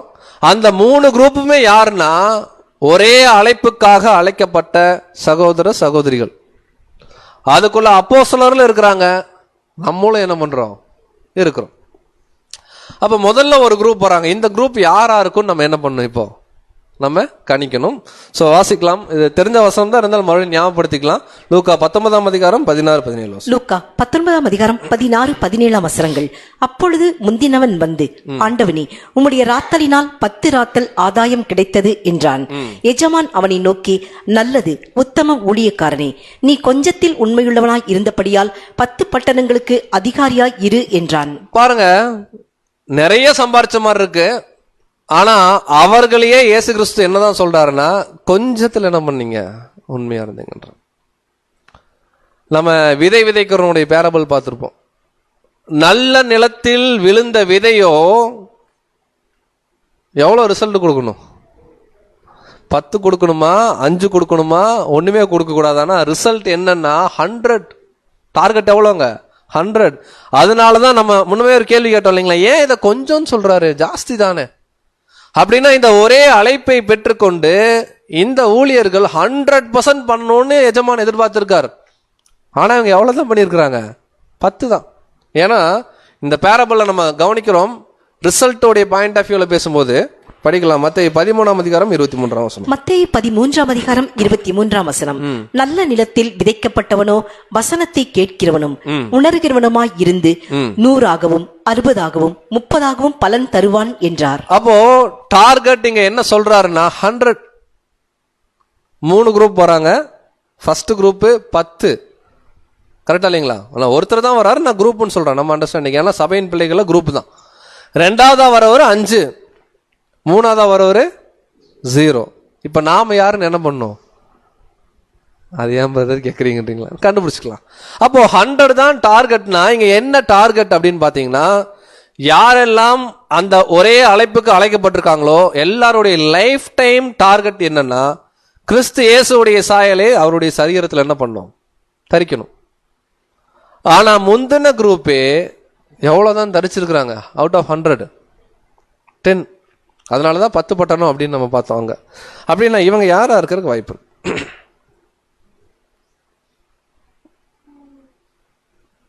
3 குரூப் பிரதர், ரிசல்ட் வந்துட போகுது. சப்ஜெக்ட் முடிஞ்சு இன்னொரு 1/4 மணி நேரத்தில் பாருங்க. 3 குரூப் 10, 5, 0. நல்லா கவனிக்கலாம். இயேசு கிறிஸ்து 2ஆம் வருகையில வரார். வந்த உடனே கணக்கு கேட்கிறார். முன்னாடி எழும்புற குரூப் என்னன்றாங்கன்னா, நாங்க 10 சம்பாரிச்சோன்றாங்க. ஆனா அவர்களுக்கே என்ன சொல்றாருன்னா, குட், ஓகே, ஆனா நீங்க கொஞ்சத்துல தான் உண்மையா இருந்தீங்க, ஓகேங்களா, ஆனா பரவாயில்ல, நல்ல ஊழியக்காரர்களே என்றார். அப்போ இயேசு கிறிஸ்து எதிர்பார்த்தது 100, ஆனா இவங்க கொடுத்தது 10. அப்படின்னா இந்த முதல் வகுப்பார் யாரை குறிக்கும் அப்படின்னு பாத்தீங்கன்னா, ஆதி கால அப்போஸ்தலர். சாதாரண ஒர்க்கா பண்ணாங்க. பவுலுடைய லிஸ்ட்ல எடுங்க. பவுல், பேதுரு ரத்த சாட்சியா மறிச்சிருக்கிறாங்க. பவுல்லா கொரிந்தியர் நிருபத்தில் எழுதும்போது இல்லைங்களா, கடல்ல ஒரு ராப்பகல் முழுவதும் இருந்த, பசியில் இருந்த, நான் நிர்வாணியா இருந்தேன், சகோதரர்களால என்ன பண்ணேன், மோசம் போக்கப்பட்டேன், நிறைய பேர் வாங்கினார். அவ்வளோ கஷ்டப்பட்டு ஊழியம் செய்த அப்போஸ்தலனாகிய பவுல், பேதுருவே டிட்டோ இயேசு கிறிஸ்து மாதிரி இல்லை. கரெக்டா இல்லைங்களா? ஆனா அவங்க நிறைய போராட்டம், நிறைய பிரயாசப்பட்டாங்க. ஆனா அதுவே ரிசல்ட் என்னன்னா 100ல அவுட் ஆஃப் 100 வரல, 10. அப்படின்னா யோசிச்சு பாருங்க. இன்னைக்கு நம்ம அப்போஸ்தலர்களாவே நமக்கு ஒரு பாயிண்ட் ஆஃப் வியூ இருக்கு. ஆனா இயேசு கிறிஸ்துடைய வாழ்க்கையை நீங்க கம்பேர் பண்ணும்போது அவர்களுடைய வாழ்க்கை கம்மி தான், ஆனா நல்ல ஒர்க் பண்ணாங்க. அதனாலதான் இயேசு கிறிஸ்து அப்போஸ்தலர்களே உயிர் தெழுப்பினார். ஆல்ரெடி உயிர் தெழுந்துட்டாங்க அப்போஸ்தலர்கள். இன்னைக்கு உயிர் தெழுப்பி என்ன சொல்றாருன்னா, நல்லது உத்தம ஊழியக்காரரே, ஆனா நீங்க கொஞ்சத்துல என்ன பண்ணீங்க, உண்மையா இருந்தோம். இது ஃபர்ஸ்ட் குரூப். 2ஆவது ஒரு குரூப் வராங்க. அவங்க 1 வாங்கி எவ்வளவு சம்பாரிச்சிருக்கிறாங்க, இது யாரா இருக்கும்? ஆனா அவங்க அப்போஸ்தலர்கள் கிடையாது, ஆனா 5 சம்பாரிச்சிருக்காங்க.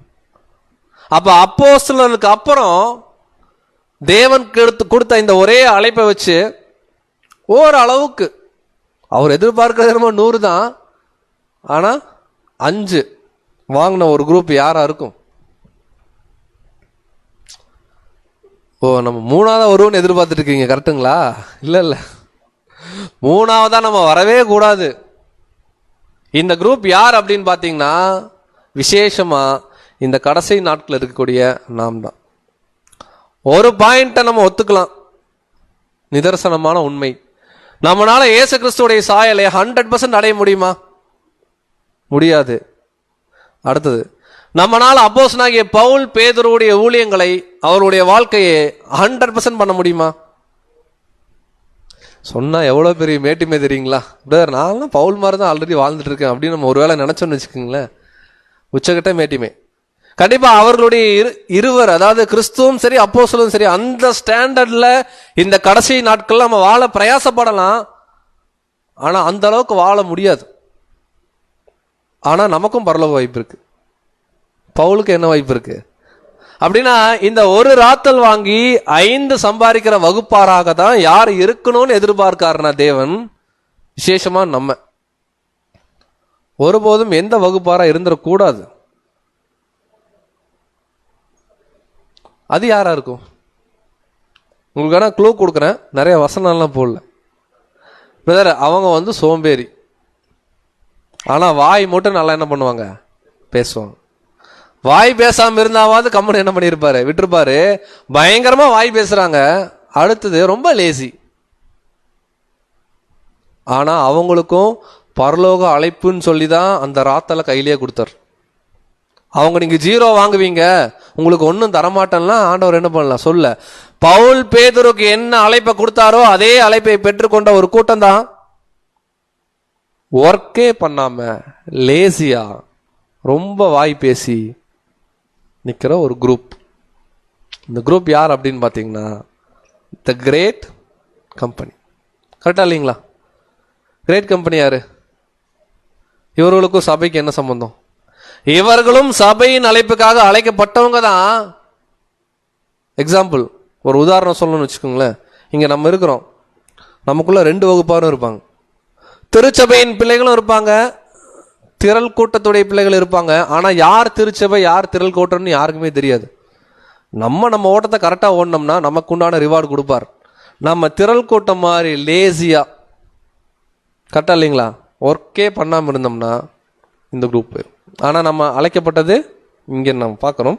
சோ படிக்கலாம். எபேசியர் 2ஆம் அதிகாரம் 8 முதல் 10 வரை. எபேசியர் 2ஆம் அதிகாரம் 8ஆம் வசனம் முதல். கிருபையினாலே விசுவாசத்தை கொண்டு ரட்சிக்கப்பட்டீர்கள், இது உங்களால் உண்டானது அல்ல, இது தேவனுடைய ஈவு, ஒருவரும் பெருமை பாராட்டாதபடிக்கு இது கிரியைகளினால் உண்டானதல்ல. ஏனெனில் நற்கிரியைகளை செய்கிறதற்கு நாம் கிறிஸ்து இயேசுவுக்குள் சிருஷ்டிக்கப்பட்டு தேவனுடைய செய்கையாய் இருக்கிறோம். அவைகளில் நாம் நடக்கும்படி அவர் முன்னதாக அவைகளை ஆயத்தம் பண்ணியிருக்கிறார். இன்னொரு பாயிண்டையும் பவுல் கிளாரிஃபை பண்றார். இங்க 5 வாங்கிட்டோம், உதாரணத்துக்கு நம்ம 5 வாங்கிட்டோம் அப்படின்றனால நம்ம பாஸா? ஆக்சுவலா சபையின் பிள்ளைகளுக்கு தகுதியா? எக்ஸாம்பிளுக்கு 100க்கு எவ்வளோ வாங்கணும்? 35 40? 35. நம்ம எவ்வளோ வாங்கியிருக்கோம்? எந்த ஸ்கூல்லையாவது வாத்தியார் 5 மார்க் வாங்கின பையனுக்கு 30 மார்க் கிரேஸ் மார்க் போடுவாரா? ஆனா நம்முடைய மாஸ்டர் என்ன பண்றாரு, போடுறார். அப்படின்னா இங்க அப்போஸ்தலருக்கும் சரி நமக்கும் சரி இதெல்லாம் கிரியையினால. நான் நல்லா ஊழியம் பண்ண பவுல் சொல்லுவாரா? கண்டிப்பா சொல்ல மாட்டார். நான் நல்லா ஹார்ட் ஒர்க் பண்ணுங்க, நான் நல்லா ஊழியம் பண்ண, அதனால எனக்கு பரலோக வாய்ப்பை பெற்றிருக்கிறேன், நீங்களும் நல்லா பண்ணுங்க, அப்படி சொல்ல மாட்டார்.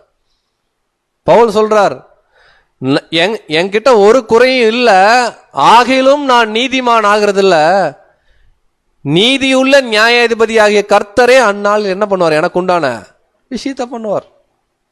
அப்ப ரொம்ப தெளிவா இருக்கு. இங்க 5 சம்பாதிச்சாலும் மீதி 30, புரியுறதுக்காக சொல்றேன் 30ன்னு, கிரேஸ் எங்கதான் வரணும்னா பரத்திலிருந்து என்ன ஆகணும், வரணும். அதனாலதான் பவுல் எழுதுறார், கிருபையினாலே விசுவாசத்தை கொண்டு ரட்சிக்கப்பட்டீர்கள், இது கம்ப்ளீட்டா தேவனுடைய ஈவு. ஈவுனா கிரேஸ், அப்படியா? ஈவுனா கிஃப்ட்.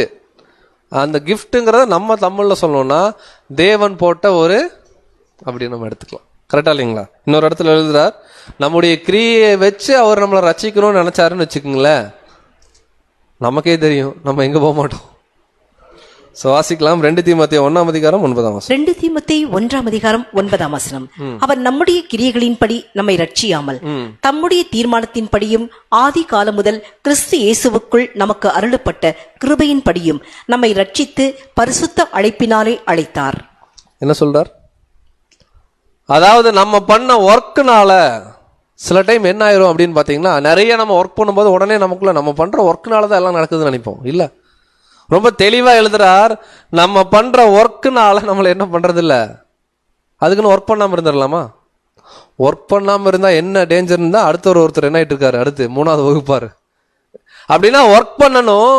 இந்த ஒர்க்கோட சேர்ந்து தேவனுடைய கிருபை, அவருடைய ஈவு, அவருடைய இரக்கம் அதோட சேரும் போதுதான் நமக்கு அந்த ரட்சிப்புன்றது நமக்கு அந்த சபை வாய்ப்பை கொடுக்கிறாரு. அந்த வாய்ப்பை எழுதும் போதுதான் நம்ம ரட்சித்து பரிசுத்த அழைப்பினால என்ன பண்ணார், அழைத்தார். அப்ப 10 அப்படின்றவங்க அப்போஸ்தலர்கள், 5 வாங்கினவங்க யாருன்னா அதுக்கப்புறம் வந்த தேவனுடைய பிள்ளைகள், விசேஷமா அதுல நம்மளும் அடங்கி இருக்கிறோம், விசுவாசிக்கிறோம். இறுதியா ஒருத்தர் வந்தார், எஜமானே கொஞ்சம் கோபப்பட்டு என்ன பண்ணார், பொல்லாத ஊழியக்காரனே இல்லைங்களா? இன்னொரு பிக்சர்ல இருக்கும், அது எனக்கு ஞாபகம் இந்த சப்ஜெக்ட் வரும்போதெல்லாம். ஒரு பிக்சர்ல 3 ஊழியக்காரர் வருவார். ஒரு பிக்சர்ல தான், வசனத்துல எல்லாம் அப்படி இல்லை. ஒருத்தர் 5 கொடுக்குற மாதிரி இருக்கும், ஒருத்தர் 2 கொடுக்குற மாதிரி இருக்கும், 3ஆவதா ஒரு ஆள் பாத்தீங்கன்னா கழுத்துல கர்ச்சீப் கட்டிட்டு அப்படி நின்று இருப்பார். அந்த பிக்சர் வரும்போது நம்ம சொல்லுவோம் அடிக்கடி, அந்த கழுத்துல கர்ச்சீப் கட்டினவர் தான் அப்படின்னா அப்படி நிக்கிறாரு, அப்படியே ஒரு மாதிரி பிரைடா நிக்கிற மாதிரி நிப்பார். ஆண்டவரே, நீங்க எப்பேற்பட்ட ஆளு, உங்களுக்காக நான் வேலை செஞ்சு நீங்க சாப்பிட்ற அளவுக்கா நீங்க இருக்கிறீங்க, இப்படிதான் ஒரு பேச்சு. அப்படின்னா நீங்க கடினமுள்ள மனுஷன், அதனால நான் என்ன பண்ணல, சத்தம் போடாம உங்களுக்கு பயந்து, இப்படி ஒரு பில்டப் போட்டா யார் நம்புவா, உங்களுக்கு பயந்து நான் என்ன பண்ணேன், அதை பீரோல கொண்டு போய் என்ன பண்ணிட்டேன். அப்படின்னா இங்க கொடுத்ததே இன்ஸ்ட்ரக்ஷன் என்ன, 10 ஊழியக்காரர் அழைச்சார் பேரபிள்ல. ஒவ்வொருத்தர் கையிலயும் ஒரு ராத்தல் கொடுத்து, நான் போயிட்டு வர்ற வரைக்கும் நீங்க என்ன பண்ணுங்க, இத பெருக்குங்கன்னாரு, பத்திரப்படுத்துங்கன்னு சொன்னாரு. அப்படின்னா ஒரே அழைப்பை கொடுத்து தேவன் ஹோலி ஸ்பிரிட்டையும் தேவனுடைய வார்த்தைகளையும் நம்ம கையில கொடுக்கறது எதுக்குன்னா, இதை பெருக்கணும். பெருக்கிறதுனா இந்த சுவிசேஷத்தை என்ன பண்ணணும், அநேகருக்கு கொண்டு போகணும். ஒரு வேலையுமே செய்யாம வாய் மாத்திரம் என்ன பண்றார், பேசுறார். இவர் எப்படி கண்டிக்கிறார் பாருங்க. ஒருபோதும் இந்த திரள் கூட்ட வகுப்பாரா யார் இருந்துடக்கூடாதுங்க, நம்ம இருந்துடக்கூடாது. அதுதான் எச்சரிப்பு. 22 மற்றும் 23 லூக்கா 19:22 முதல். அதற்கு அவன், பொல்லாத ஊழியக்காரனே, உன் வாய் சொல்லிக் கொண்டே உன்னை நியாயம் தீர்க்கிறேன். நான் வைக்காததை எடுக்கிறவனும் விதைக்காததை அறுக்கிறவனுமான கடினமுள்ள மனுஷன் என்று அறிந்தாயே. பின்னை ஏன் நீ என் திரவியத்தை காசு கடையிலே வைக்கவில்லை? வைத்திருந்தால் நான் வரும்போது அதை வட்டியோடு வர பற்றிக் கொள்வேனே என்று சொல்லி சமீபமாய் நிற்கிறவர்களை நோக்கி அந்த ராத்தலை அவன் கையிலிருந்து எடுத்து 10 ராத்தல் உள்ளவனுக்கு கொடுங்கள் என்றான். சோ லிட்டரலி அந்த பாயிண்ட் அங்க 10 ராத்தல்னா ஒண்ணு இல்ல, அந்த அழைப்பினுடைய மேன்மை அவர் விட்டு என்ன ஆகுதுன்னா அங்க போகுது. அப்ப நல்லா கவனிக்கலாம், இந்த திரள் கூட்ட வகுப்பாருக்கு பர்டிகுலரா இயேசு கிறிஸ்து கொடுக்குற ஒரு ஸ்மால் அட்வைஸ் என்னன்னா, நான் கிரேஸ் மார்க் போட ரெடி. கரெக்டா இல்லைங்களா? 10 வாங்கினாலும் 25 என்ன பண்றேன், போடுறேன் பாஸ் மார்க்கு. 5 வாங்கினாலும் என்ன பண்றேன், 30 போடுறேன். நீ அரை மார்க் வாங்கினாலும் நான் 34 என்ன பண்ணிருப்பேன், போட்டிருப்பேன். ஏன் அந்த அரை மார்க் கூட உன்னால வாங்க முடியலையான்னு யாரை பார்த்து கேட்கிறாரு? நம்மளை பார்த்து இல்ல, யாரை பார்த்து கேட்கிறார்? திரள் கூட்ட வகுப்பார். ஆனாலும் அவர்கள் இதே அழைப்புக்குள்ள இருப்பாங்க. விசுவாசிக்கிறோம் நம்மள யாரும் இருக்கக்கூடாதுன்னு. அப்ப இந்த திரள் கூட்ட வகுப்பார் காசு கடையில வைக்கிறதுனா என்ன அர்த்தம்? பேங்க் இங்கிலீஷ்ல அப்படிதான் இருக்கும், வங்கி என்னவா இருக்கும்? அட்லீஸ்ட் பேங்க்குக்கு போயிருந்தாலாவது ஒரு 4 காசுக்கு பிரயோஜனம் என்ன இருக்கும் ஆயிருக்கும். ஸோ இங்க இந்த காசு கடை அல்லது வங்கியை நம்ம எதற்கு கம்பேர் பண்றோம் அப்படின்னு பாத்தீங்கன்னா, இந்த ஒரே அழைப்பை பெற்றுக்கொண்டு சில பேர் சபை கூடுகைக்கு என்ன பண்ண மாட்டாங்க. கரெக்டா இல்லைங்களா பிரதர்? ஒரே அழைப்பை பெற்றுக்கொண்டு போய் பெருக்குங்கன்றாரு. வசனத்தையும் தேவனுடைய ஆவியும் கொடுத்து அந்த திரவியத்தை என்ன பண்ணுங்க வச்சு வியாபாரம் பண்ணுங்கன்றாரு. அவங்க வியாபாரம் பண்ணலினா கூட பரவாயில்ல, அட்லீஸ்ட் அந்த திரவியத்தை எடுத்துட்டு எங்க போகணும்? பேங்க்ல போய் என்ன பண்ணணும்? போட்டு வைக்கணும். இந்த பேங்க் என்ன அப்படின்னு பார்த்தீங்கன்னா சபை கொடுக்கை அல்லது ஐக்கியம் எடுத்துக்கணும். ரொம்ப எளிமையா சொல்லட்டுங்களா? இப்போ நம்ம ஒவ்வொரு வாரமும் செவ்வாய்க்கிழமை ஒரு சப்ஜெக்ட் கேட்குறோம், கரெக்டா இல்லைங்களா? நம்மளை பொறுத்த வரைக்கும் இந்த பேரபிள்ல காசு கடை எதுன்னா இந்த இடம், கரெக்டா இல்லைங்களா? ஒவ்வொரு வாரமும் செவ்வாய்க்கிழமை வந்து உட்கார்றனால நம்ம ஏதாவது கெட்டு போறோமா? இல்லை நமக்கு ஏதாவது லாஸா இருக்கா ஸ்பிரிச்சுவல்ல? நான் பிஸ்னஸ் விட்டுட்டு வரேன், எனக்கு இருந்தாலும் ஒரு 10,000 ரூபா லாஸ் தான், அது இல்லை. இங்க வந்து உட்கார்றனால நம்முடைய ஆவிக்குரிய வாழ்க்கையில ஏதாவது லாஸா? பிரதர், நான் இங்க வரனால சபையிலேருந்து நான் திரள் கூட்டம் போற மாதிரி இருக்கு அப்படின்னு யாராவது சொல்ல முடியுமா? அப்ப கண்டிப்பா இங்க வர்றதுனால நமக்கு ஒரு பெனிஃபிட். இங்க இந்த சென்ஸ் என்னன்னா சபை கூடுகை அல்லது ஐக்கியம், சத்தியம் பரிமாறுற ஒரு இடம். இந்த திரள் கூட்ட வகுப்பார் இதுல கூட லேசி என்ன பண்ண மாட்டாங்க. நல்ல ட்ரூத் கேட்டு தேவனுக்காக அர்ப்பணிச்சுட்டு சபை கூடுகை என்ன பண்ண மாட்டாங்க. சபை கூடுகை சென்ஸ்னா ஃபெல்லோஷிப்பு, சத்தியம் பரிமாற சூழ்நிலை, இது எதுலேயுமே கலந்துக்க மாட்டாங்க. அந்த அழைப்பை கொண்டு போய் சீலையில சுத்தி பீரோக்களை வச்சு அதை பூட்டி சாவி எடுத்து கடல்ல என்ன பண்ணிடுவாங்க? ஆமா, எந்திரக்களை கட்டி போடுற மாதிரி போட்டுருவோம். ஆண்டவர் ஒரு நாள் வருவார், வந்துட்டார். கணக்கு என்ன பண்ணுவாரு? கேட்பாரு. யார்கிட்ட கணக்கு கேட்பாரு? உலக கிறிஸ்தவர்கிட்ட போய் கேட்பாரு நினைக்கிறீங்களா? விசேஷமா கணக்கு யாருன்னா சத்தியம் தெரிஞ்ச பிள்ளைகளுக்கு தான். பிரதர், இது ஏன் நீங்க ஃபர்ஸ்ட் சப்ஜெக்ட்லயே சொல்லல? சத்தியம் தெரிந்த பிள்ளைகள்ட்ட தான் கணக்கு கேட்க வரார். அப்படி கணக்கு கேட்கும்போது நம்ம எவ்வளவு சம்பாரிச்சிருக்கணும்? அட்லீஸ்ட் இந்த பேரபிள்ல 3 சாய்ஸ் தான். 2 மார்க் 1 மார்க்குக்கெல்லாம் சாய்ஸ் இல்லை.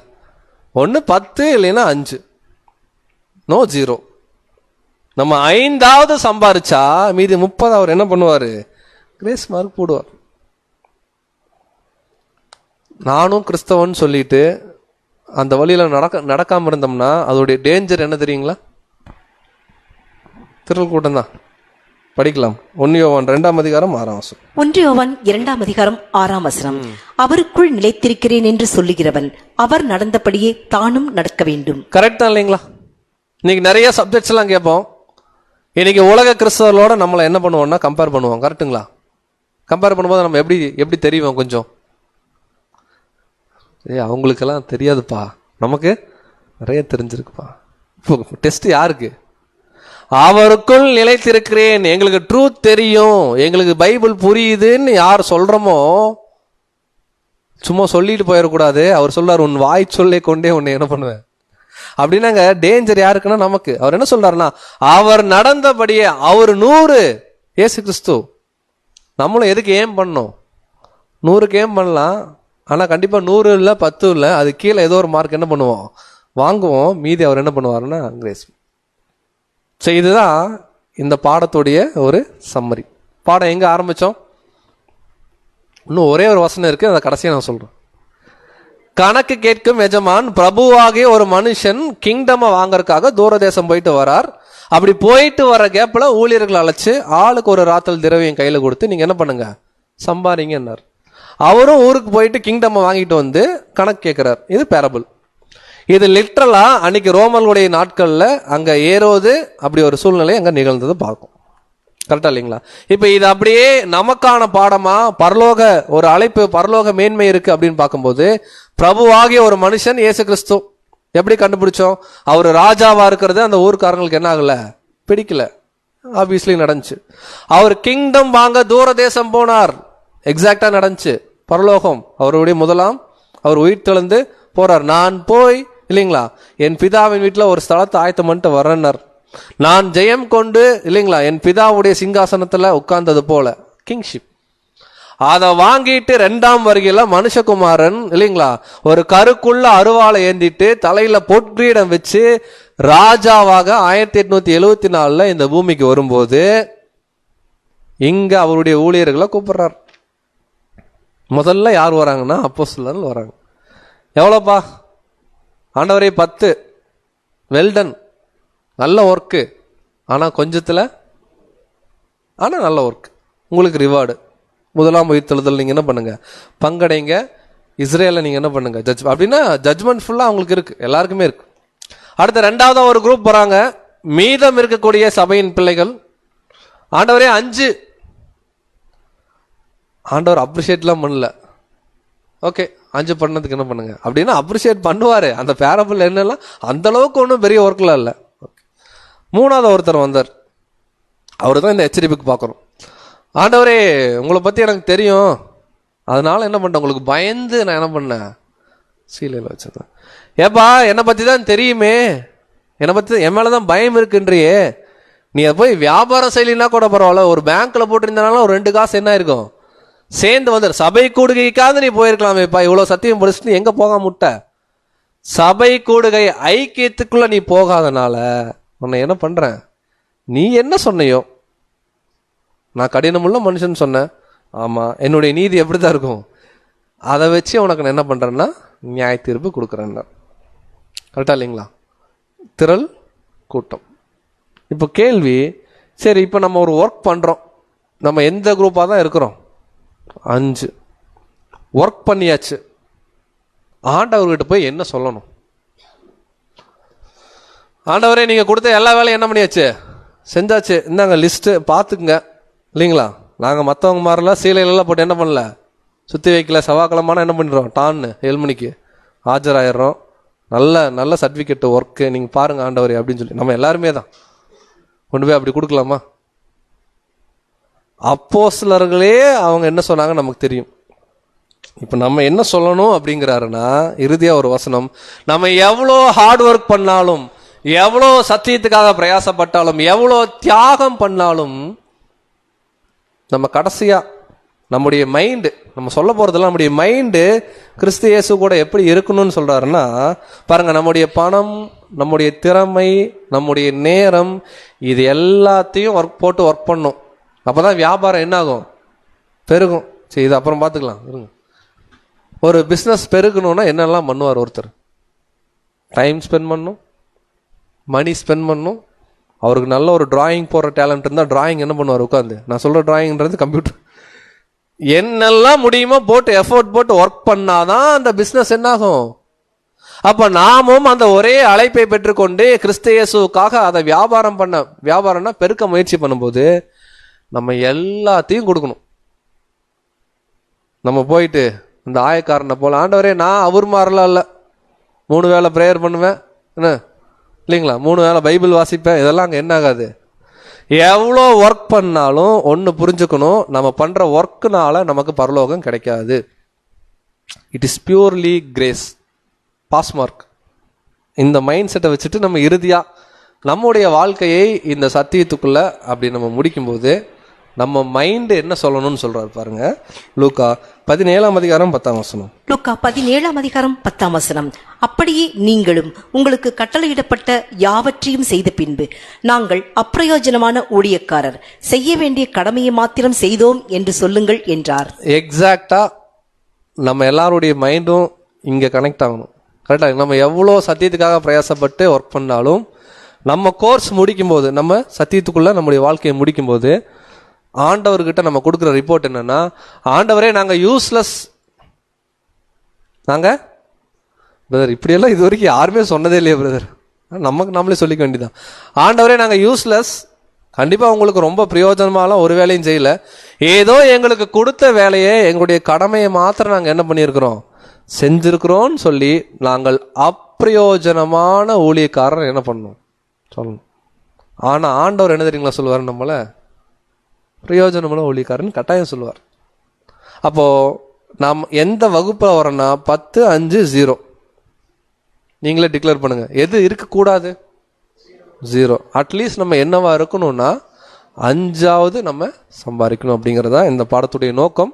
ஸோ பாடத்துடைய தலைப்பு கணக்கு கேட்கும் எஜமான். எஜமான் ஆல்ரெடி என்ன பண்ணிட்டார், கணக்கு வாங்கறதுக்கு, செட்டில்மெண்ட் வாங்கறதுக்கு வந்துட்டார்.